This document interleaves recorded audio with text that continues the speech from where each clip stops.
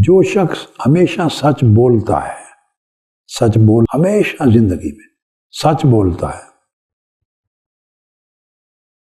جس کی عادت ہے کبھی جھوٹ نہیں بولا، جھوٹ بول نہیں سکتا، ابھی بولنے کی بات، ہمیشہ ہر حال میں تنگی ہو، آسانی ہو، مشکل ہو، خوشی ہو، پریشانی ہو، ہمیشہ سچ بولتا ہے، اس کی طبیعت میں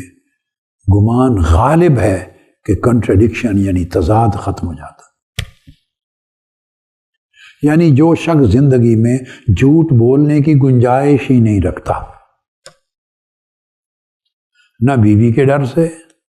نہ دوستوں کے حیا میں، نہ کسی طاقتور کے خوف سے،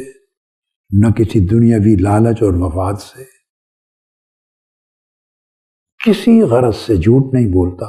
ہمیشہ ہر حال میں سچ بولتا ہے۔ اس کا بینیفٹ یہ ہے کہ اس کی زندگی کے اندر سے تضاد آلموسٹ ختم ہو جاتا ہے، اور وہ رفتہ رفتہ اللہ رب العزت کی صفت الحق، ایبسولیوٹ ٹروتھ، اس کا مظہر بننے لگ جاتا ہے۔ اللہ کی یہ صفت الحق اس میں ریفلیکٹ ہونے لگ جاتی ہے۔ صدق یعنی سچائی اخلاقی کمال کا کلائمیکس ہے، یعنی اخلاقیات میں ایک مسلمہ اصول ہے، اور یہی دین کے اندر بھی، کہ سچائی تمام نیکیوں کی جڑ ہے۔ جو شخص جھوٹ بولتا ہے یا زندگی میں جھوٹ بولنے کی سپیس رکھتا ہے، اس کی کوئی نیکی کسی جگہ کنسیڈر نہیں ہوگی۔ باقی نیکیاں، نماز، روزہ، حج، زکوٰۃ، عمرہ، ہر تیسرے مہینے عمرے پر جانا، ہر سال حج پہ جانا، عمرہ کرنا، روضہ رسول پہ حاضری دینا، اعتکاف بیٹھنا، روزے رکھنا، میلاد پاک اہتمام سے کرنا،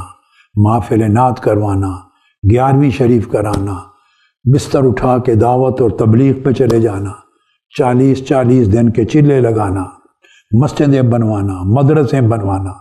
پیر صاحبان کی بیعت کرنا، عرسوں پہ خرچ کرنا، وغیرہ وغیرہ، جو نیکیاں چاہیں شمار کر لیں، دینی مجالس میں جانا، دین کو پڑھنا، سب چیزیں بیکار ہیں۔ کس کی؟ جس کی زندگی جھوٹ پر قائم ہے، جو جھوٹ بولتا ہے، جھوٹ سوچتا ہے، جھوٹ کرتا ہے، جس کے اندر جھوٹ کو جگہ ملی ہوئی ہے، اور اس کی وجہ سے اس کے اندر تضاد ہے، اس کی باقی چیزیں کالعدم ہو جاتی ہیں۔ یہ